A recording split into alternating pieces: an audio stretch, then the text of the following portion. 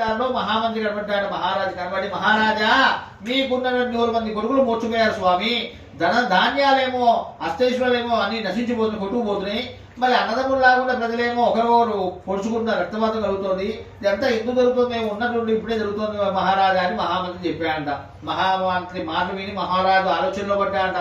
ఎందుకు నా రాజ్యం అంతా కూడా ధర్మంగా ఉండేది, అన్నదమ్ములు లాగుండా ప్రజలు ఒకరికొకరు పొడుచుకోవడం ఏంటి, ఇలా ఎందుకు జరుగుతుందని చెప్పి ఆలోచనలో నుంచి ఎక్కడైతే మనము ఆ యాదవులు గొల్లవాళ్ళు సత్యనారాయణ స్వామిని పూజించారో, ఆ వ్రతం చేస్తున్నారో, మనం అక్కడ తీర్థప్రసాదాలు తీసుకోకుండా తిరస్కరించి వద్దని వస్తున్నాం కనుకనే ఆయన ఈ గొప్ప మళ్ళీ మనకి ఇలా అనార్థం కలిగిందని చెప్పేసి ఎక్కడైతే గొల్లవాళ్ళు సత్యనారాయణ స్వామిని పూజించారో నేను కూడా దేవుణ్ణి ఆరాధిస్తానని మనం నిర్ణయించుకుని సంకల్పించుకుని మనసులో ఆ గొల్లవాళ్ళ చోటు వెతుక్కుంటూ వెళ్ళాడు మహారాజు. వెళ్ళి మీరు చేసిన పూజ ఏంటో చెప్పండి అని చెప్పేసి వాళ్ళందరితో కలుసుకుని భక్తితో సత్యనారాయణ స్వామి వ్రతాన్ని మహారాజు యథావిధి చేస్తున్నాడ.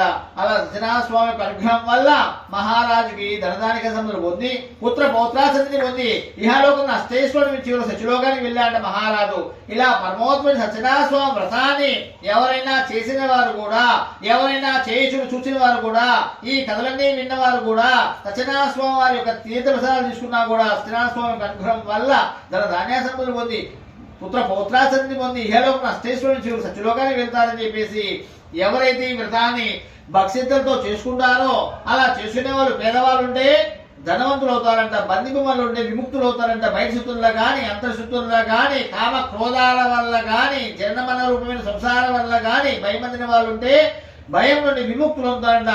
కోరిన కోరికలు లభించుడే కాక ఆనందించి చివరకు సత్యలోకానికి వెళ్తారని చెప్పేసి యథార్థం అని చెప్పేసి, ఓ ముల్లారా మానవులను సర్వ కష్టాల నుండి కూడా, సర్వ దుఃఖాల నుండి కూడా, సర్వ బాధల నుండి కూడా విముక్తి చేసిన ప్రభావం గల సత్యనారాయణ స్వామి వ్రతం గురించి మీకు చెప్పాను, వివరించాను.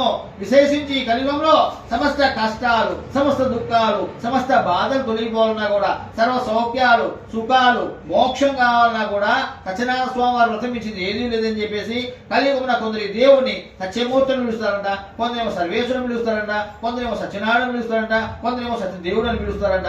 ఎవరు ఏ పేరుతో పిలిచినా కూడా పలికేది దయాసత్యనారాయణ స్వామి అనేక రూపాల నుంచి వచ్చి భక్తుల కోరికలు తీర్చుకునేవాడే వ్రతరూపే ప్రకాశిస్తున్నాడు కలియుగమున. ఇలా ఈ వ్రతం చేసినప్పుడు ఎవరైనా చూసినా కూడా, ఈ వ్రత కథలను విన్నా కూడా, తీర్థప్రసాదాలు తీసుకున్నా కూడా సత్యనారాయణ స్వామి యొక్క అనుగ్రహం వల్ల సర్వ పాపాలు పోతాయని చెప్పేసి జయ బలో శ్రావరాజ్ కి